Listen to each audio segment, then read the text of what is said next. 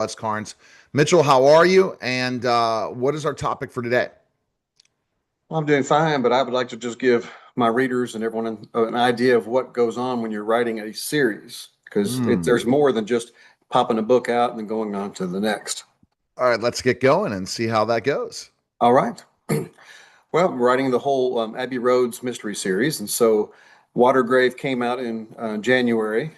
The least of these came out in July, and so still got things going on with that while you're trying to produce the others. And so with those two books published, we got Watergrave. We're still in the discussions on the movie, and is this person going to be interested, and are they going to produce that? And so you try to push, but you also have to wait, which is not my favorite thing to do. Um, but with Watergrave and the least of these, we still deal with promotions. We're doing the newsletter, we're doing the website, we're keeping people up to date, giving things, backstory on Abby. We have the social media going on where you keep the covers available. You keep pushing that out. You've done several videos for me, so people get to see different formats of that. We have the book signings that we're still doing. The one coming up at the end of this month, Pumpkin Fest in Franklin, where I'll be at Landmark Booksellers. We have book clubs, and so far I've got two scheduled. One is in person in Johnson City, and so I'm going there to discuss that with a group. Another one is Zoom, and that's from the Knoxville area. I had done the Rarity Bay Women's Club, and so this came out of that. And then I welcome anyone who wants to invite me to either Zoom with their book club or talk about that, or come in person if it's close enough for me to do so. And so that's the first two that are already out. And the one that's coming out in January, we're still doing the final edits. Thankfully, most of those are grammatical now, but we'll have to do the cover art selection. So WordCrafts, Mike Parker will send me, three or four options for a cover based on what he's read in the book, and so I'll select the one that I like the most. I can make some suggestions that they can pop in. Come up with a phrase like book one for Watergrave was own the truth, or the truth will own you. And so this one is without love, we are nothing. And that goes through several parts of the story, which I'm not going to give away. I have to have a dedication page, a thanks, who all the people I thank in the process of that. Then I have to come up with an updated author bio, new picture, and what do I want to say about myself other than what's been on the last two covers. And for me, the hardest part is what goes on the back jacket. It's easier for me to write 80, 90,000 words than it is in two paragraphs to tell you what that book's about. A lot of stuff, man. Yeah. And so we also have to schedule book release and events and signings for that book. And then now I'm working on Abbey's Road. So that releases in July of next year. So I've got all these things going on at one time. And that one, it's a continuing thread through books one through three. This is immediately following book three. It's the next day. So things are continuing on from that one. And this one involves poisoning. So I've been doing, research. I don't know if these are backwards for you, but police They're not. procedurals, uh, criminal poisoning. This is a laboratory manual, so they're not real fun Wow. reading. But and then I actually got talked to a pathologist who referred me on to another lab because they don't test for the poison that I'm using. And then look on the internet, don't get much, and so I had to go to the books. And then also was referred to the national lab where they do all of the poisons, all the toxins, where they do all the testing for that, and that's in your state. So, Wow. a lot of research. They were kind enough to give me what they do, but I'm finding that I've chosen a really good poison because no one really tests for it, and there's not an antidote to it. Oh, wow. Have you thrown that in ChatGPT yet or any I have AI? not. I have not. That's the Uh, thing that's amazing what we can get.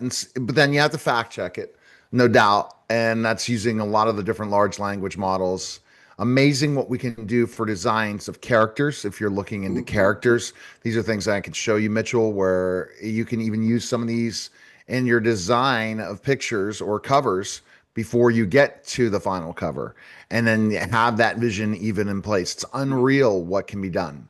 You run in that character, you put that character together, and you can see the visual of that character while you're writing that character, Yeah, and and while then I'm bring your characters to life. And that's where we're going with trailers and different yeah, and while I'm genres. writing book four, my mind is already going off on book five and six. So yeah, that's the big story arc that I pitched. That's the contract I have is for those first six books, and so it's all in there all at once. You can't just say, okay, I did Watergrave, now I'm done with that, and go on to the next. You still got to promote it because that's book one. You got to get people tied in and and invested in that. So let's go to book one. We keep talking about the other books. Just go Okay. through the books so far without giving anything away so that people can go purchase them. Go ahead. Yeah, Watergrave. I was coming to the end of my pastorate. I had cancer a second time. I still didn't have the energy. Still have a secondary adrenal issue. So it means it just when you have adrenaline pumping in, I don't get it. So everything that require that, and it just I could not be the pastor that I felt like I needed to be. And so I was in the point of resigning. I was going through the um, sanctuary after a Sunday, picking up trash as I would, and I kind of turned around. I had this image of a pastor in a floating in a baptistry, dead, and so my mind just started from there, reeling off this whole thing. Why would he be there? And I imagined myself as an aging pastor leaving, a young person coming in with all this change and all these ideas. And I've been in ministry long enough to know that people resist change, and so who would resist it to the point of actually killing this guy? And that's where the story just kind of bubbled out. And I'd always um, loved this character of Abby Rhodes. I kind of threw in a novel that I'd done previously and didn't quite like the backstory I had for her. And so I loved the name and I loved what I was going to be able to do with it, like book four right now, Abby's Road, playing off the lyrics of the Beatles' Abbey Road. And so in this book, the clues that the killer gives are lyrics from the songs. And she's got to figure those out and decode those. So it all just kind of pops there and you just kind of sort it out and put it where it seems to fit. And I just absolutely love this. This is just like playing with blocks and toys, but they're characters and scenes.